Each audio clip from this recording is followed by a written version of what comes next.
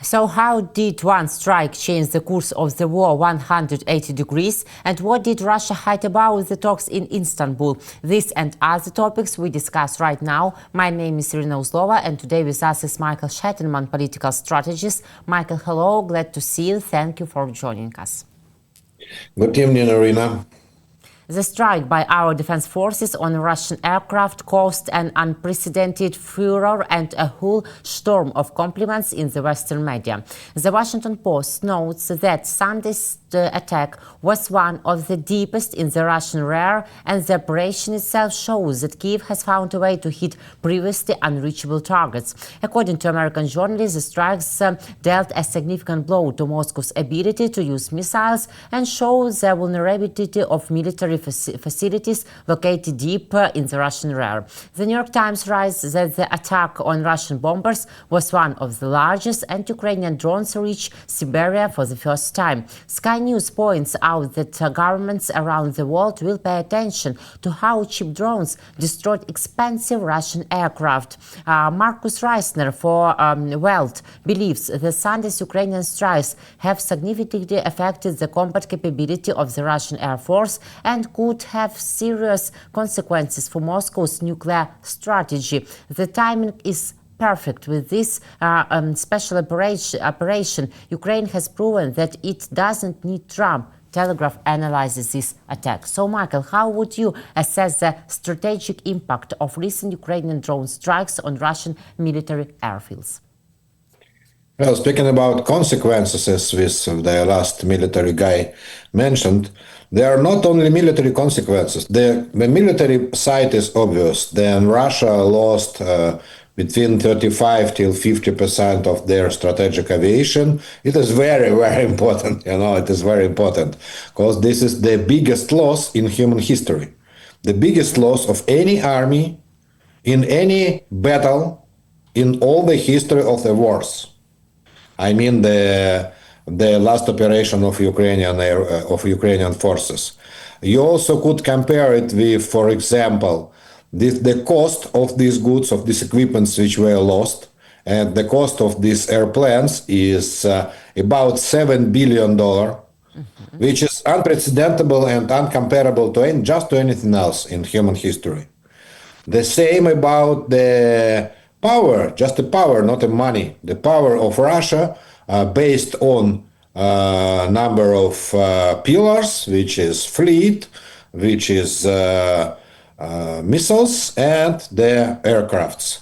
And they lost almost half of their strategic aircrafts. So military consequences, they are obvious, but there are also another kinds of consequences.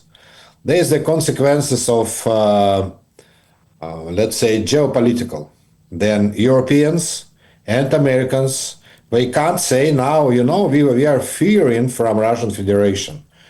We are not ready to support Ukraine because of fear. That is bullshit now. Because what fear? If Ukraine, not the biggest country in the world, destroyed the half of Russian air forces, so you, NATO countries, United Kingdom or United States, you could destroy Russia during a couple of days, obviously. So this is the first point. Next point, I believe that nations in Ukraine, nations in Europe, in Western Europe, they can now feel the new breath. Like they could say, okay, we are not fearing now for our lives because Russia is weak, very weak country. And they could press their leadership. Why you said us that it is very dangerous? You see what Ukrainians do with them. So just support Ukraine. And we remember that most of population in European Union, 60%, and the same percentage in the United States, before of all of this attack, they wanted from the leadership in US and EU, from the leadership to supply Ukraine with weapon. And this is only about weapon, not just general support. For general support, this is about 80% in US and EU general, money support and humanitarian support. And the last but not the least, and maybe the most important, is consequences inside Russian Federation. Let's discuss what happened from the Russian point of view, not from Western, not from Ukrainian, but from Russian point of view. From Russian citizen. Russian citizen believed to Mr. Putin. Most of Russians, they believed on Mr. Putin, and they believe in Putin, like in God, or something like that. And they see that President Putin lost half of his strategic army. Half in one day. And who is in charge of that? Who is in charge of that catastrophic consequences for Russian army? Putin and all Russian society. Oh no. This is the most important question. Because you have a choice now. When you are the Russian citizen, you could say, everybody is in charge of, like army, for example. Yes. Does the Russian army have a responsibility for these losses? Yes, obviously. It was their equipment and their airplanes and their airplanes. So army, obviously. Security forces, like FSB, for example. Yes, obviously, because all of this operation was prepared and executed in the territory of Russian Federation, which is under control of security forces. And they spent a lot of money for these security forces. And next example is the special police of transport police. Transportation police. They have a huge department of transportation police in Russian Federation. But they couldn't stop these, not the coaches, but these lorries, the drones, So they didn't succeed. And customs office. Because Ukrainians supplied this through the border, through the Russian border.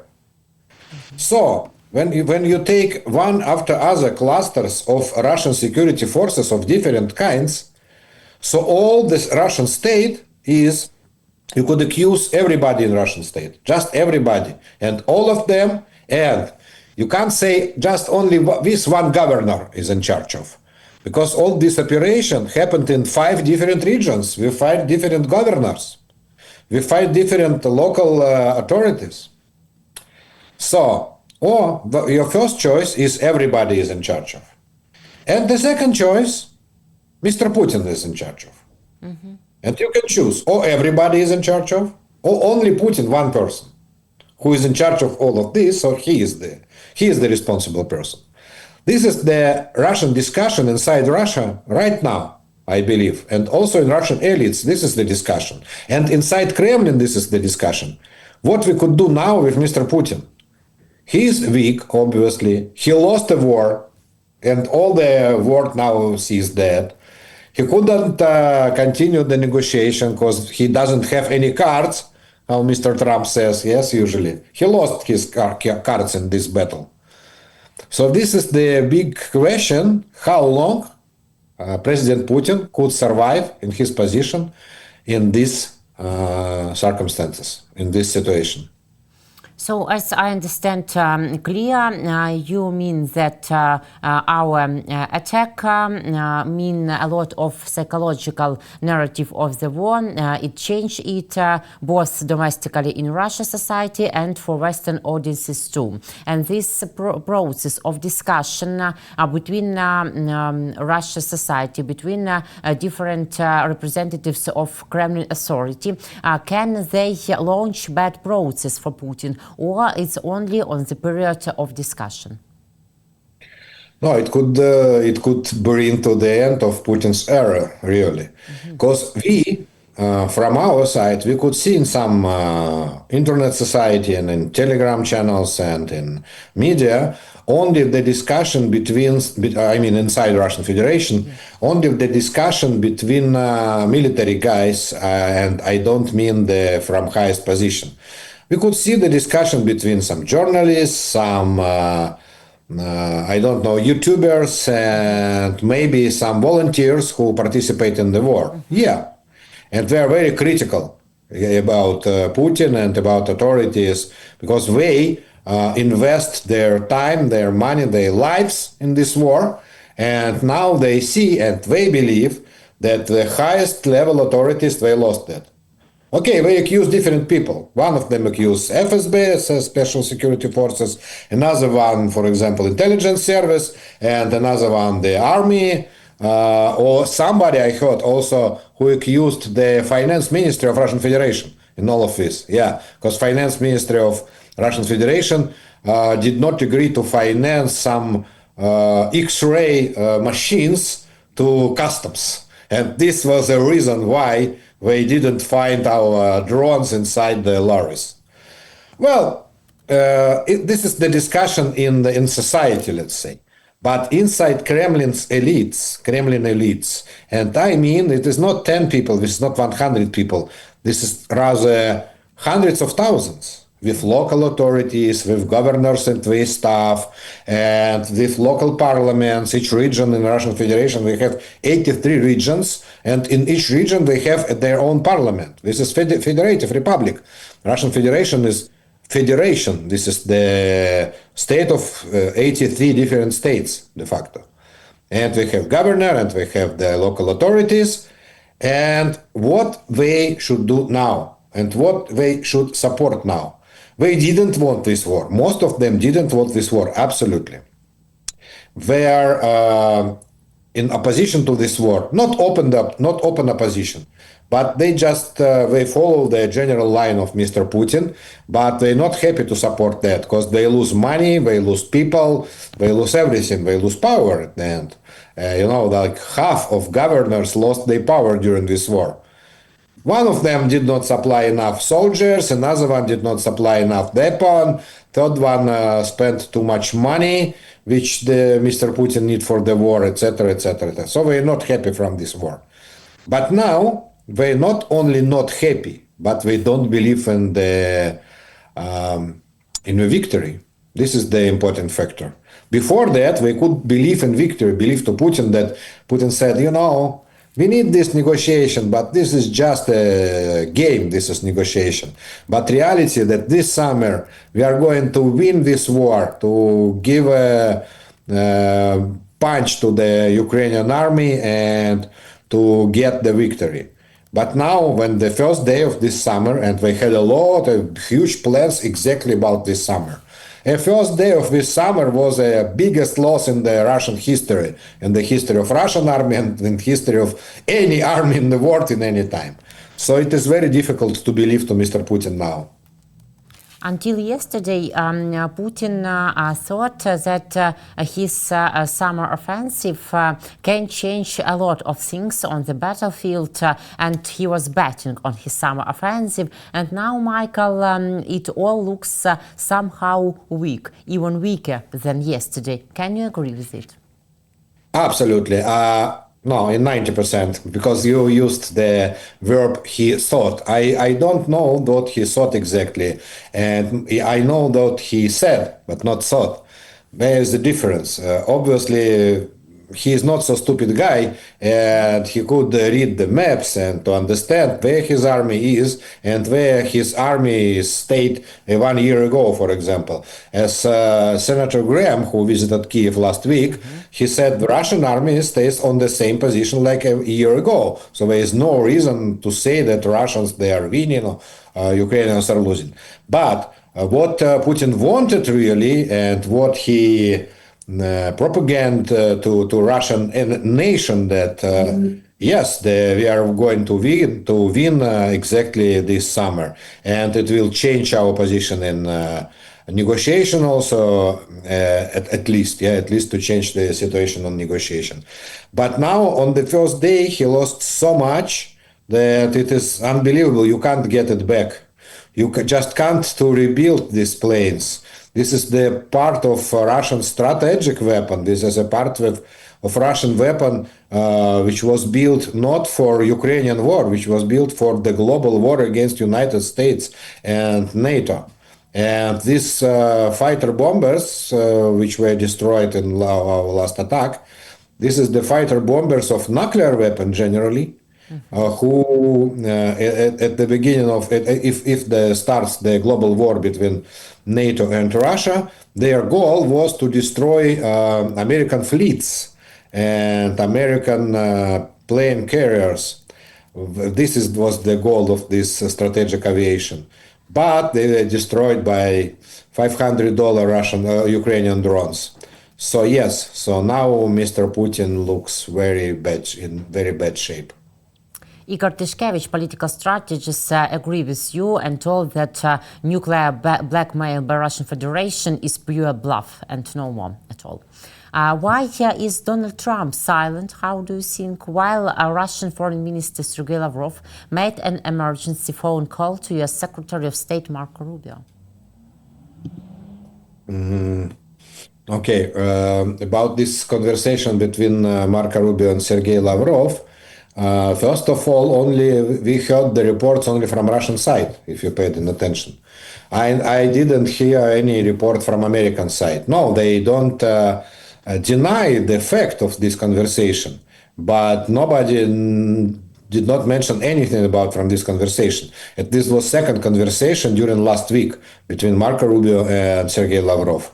And on the Russian side, they report something about the content of this conversation, and that Rubio is very sorry for Russian trains and for Russian bridges which were deployed by nobody knows, by some partisans.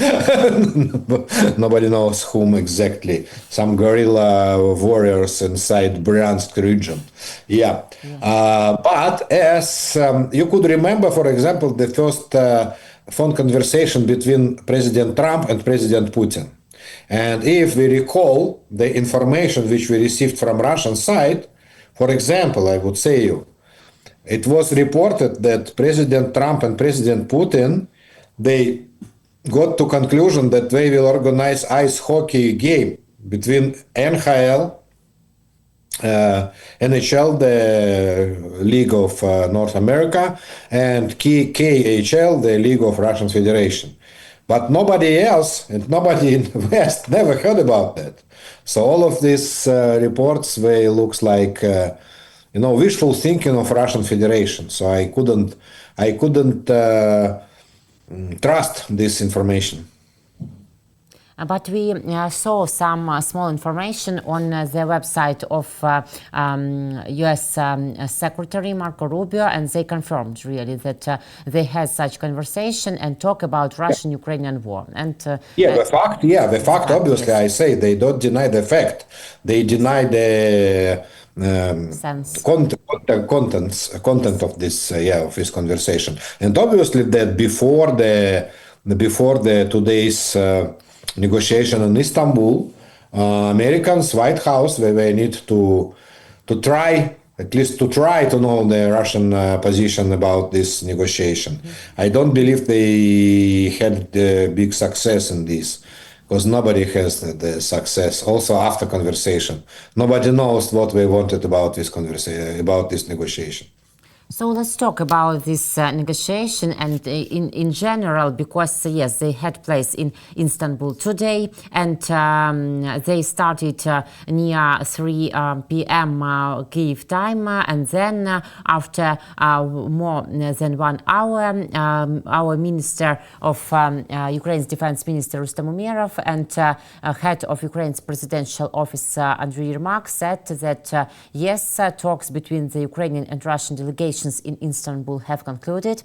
They lasted just over an hour. Yermak said that during the meeting, the Ukrainian side handed over a list of Ukrainian children who must be returned. We agreed on exchanges. Details will be announced soon, said Ukraine's Defense Minister Rustem Umerov, following talks with the Russian delegation in Istanbul. And then Ukrainian President Vladimir Zelensky told that the Ukrainian and Russian delegations agreed on a new prisoner exchange at a meeting in Istanbul on June 2nd, says President Volodymyr Zelensky at a press conference following the NATO Eastern Flank meeting in Vilnius.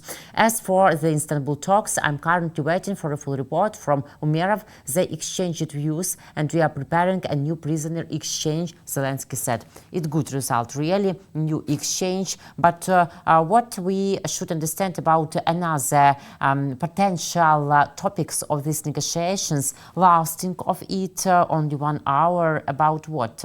Maybe we saw such memorandum from Russian Federation or no? Your opinion? Yeah. Well, when they are speaking about 1 hour of negotiation, it means half an hour, because you need also the time for translation. Because they have 3 languages, Russian, Ukrainian, and Turkish, because the Turkish delegation of Ministry of Foreign Affairs of Turkey also was in this negotiation. So de facto, it's this conversation of half an hour. That's it. Between, as you see now on the screen, dozens of people, half an hour and dozens of people. Yeah. So I believe there was just no any sense in this negotiation, practical sense. No, I don't mean that. I don't mean this is my opinion. I mean this is my guess what happened in this negotiation. Yes. There didn't happen anything, just anything. Ukrainian delegation insisted on memorandum to receive the memorandum from Russian Federation, memorandum about. Who knows about what memorandum? It could be memorandum about, we could call it memorandum about ceasefire, we could call it memorandum about peace process or something. But Ukraine did not get this memorandum from Russian Federation before this meeting. And let's get a little bit back to the history of this negotiation process. What is this negotiation process exactly? It started 2 weeks ago. Yep. It started from the offer of President Putin. As you remember, President Putin offered this negotiation. Nobody else, not Ukraine, not United States.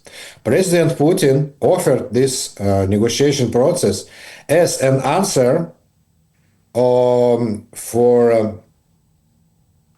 ultimatum by EU, Ukraine, and US about ceasefire.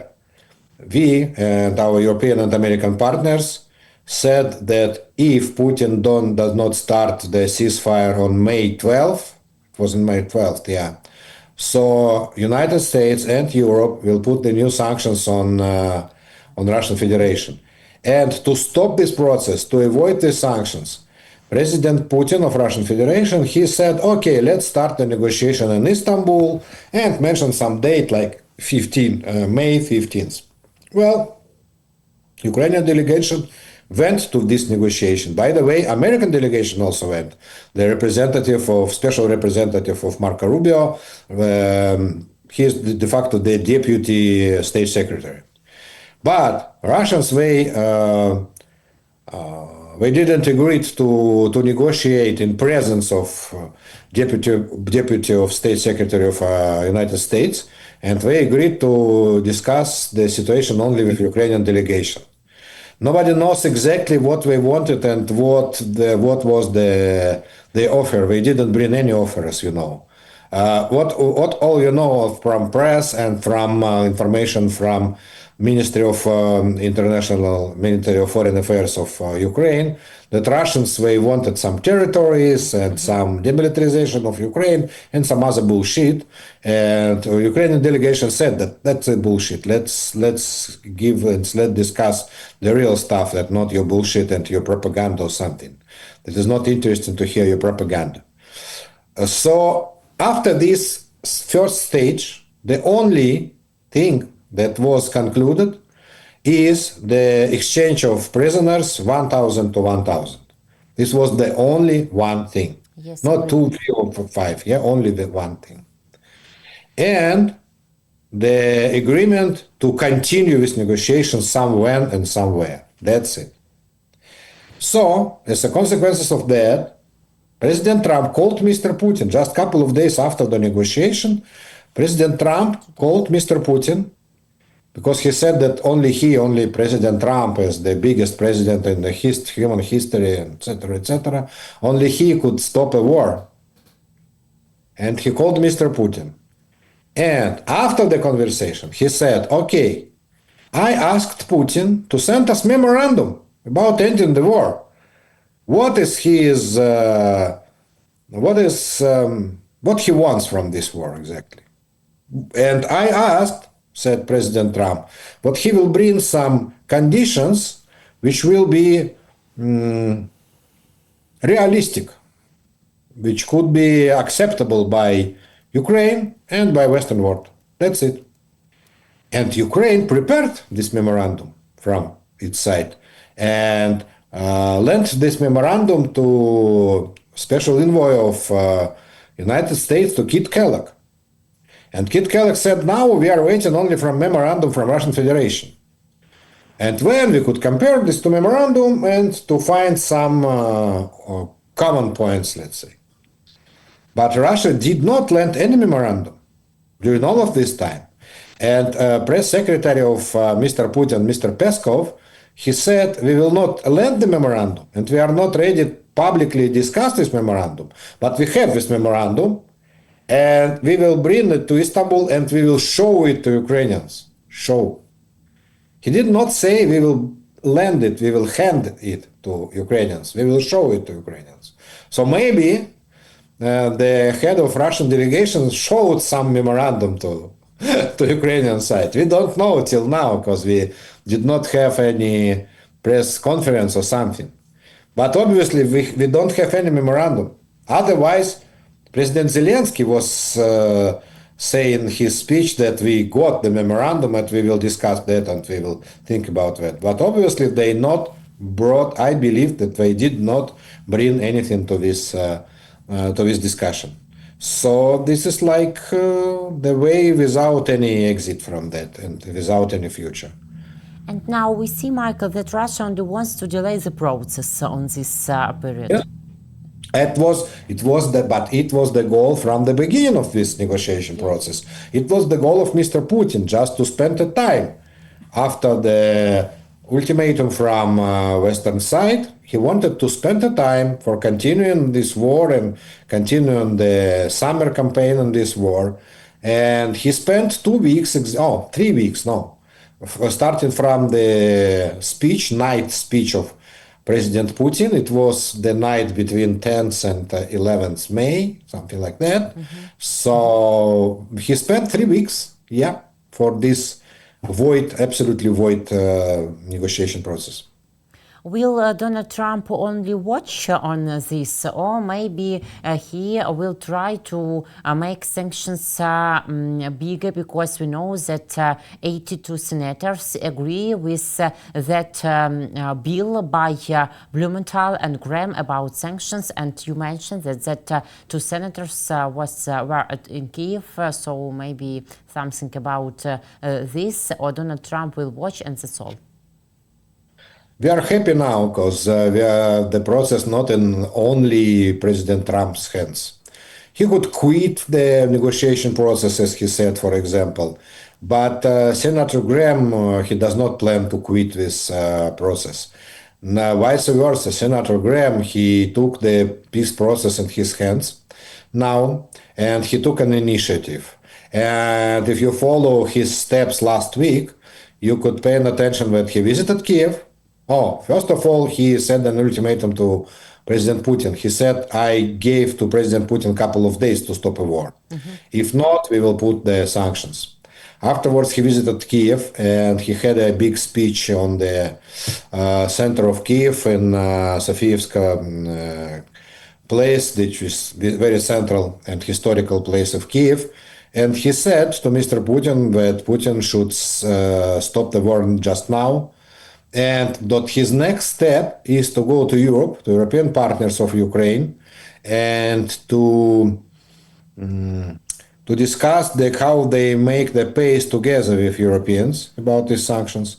And he visited Paris last weekend, and today Senator Graham, he was in Berlin, and he had a meeting with Foreign Minister of Germany.